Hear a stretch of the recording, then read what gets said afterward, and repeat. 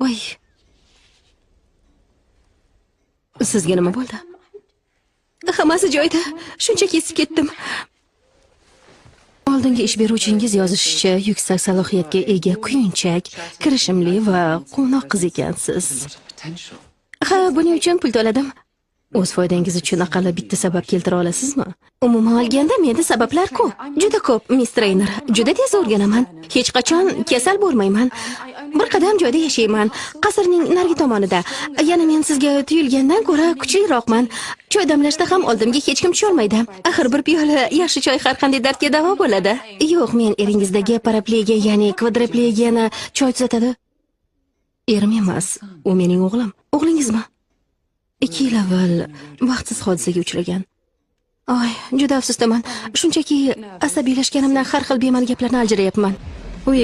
Bu Uiza Clark.